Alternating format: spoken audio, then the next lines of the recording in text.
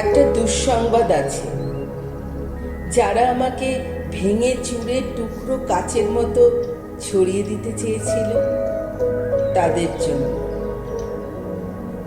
দুঃসংবাদটি তাদের জন্য যারা ভেবেছিল আমি হোঁচট খেয়ে পড়ে গেলে আর কখনো উঠে দাঁড়াতে পারবো না, মুখ থুবড়ে পড়ে থাকবো গা ঘিন ঘিনে কাদায়। আমাকে ছিঁড়ে কাগজের মতো কুচি কুচি করে হাওয়ায় ভাসিয়ে দিলে আমি হারিয়ে যাব দিক শূন্যপুর।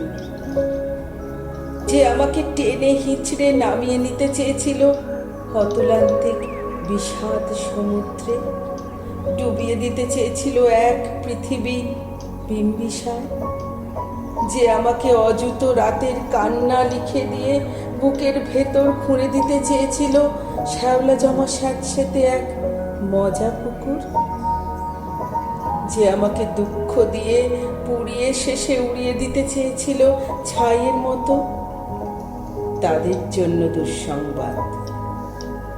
আমি এখন পাখির মতো। আমায় ছিঁড়ে কুচি কুচি ভাসিয়ে দিলে এখন আমি ডানা মেলে আকাশ জুড়ে উঠতে জানি। কাটা যায় না, ভাঙা যায় না, আমি এখন জলের মতো। ভেসে যেতে যেতেও হঠাৎ জলোচ্ছ্বাসে ভাসিয়ে দিতে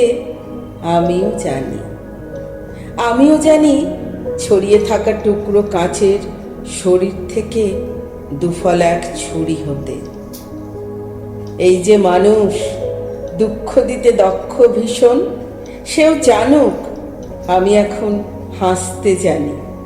শ্যাওলা জমা পুকুর জুড়ে আমিও এখন রোদের মতো ভাসতে জানি। প্রস্থানের গল্প লিখেও ইচ্ছে হলেই আবার ফিরে আসতে জানি। আমি এখন পুড়ে যাওয়া ছায়ের ভেতর জেগে ওঠা ফিনিক্স পাখি।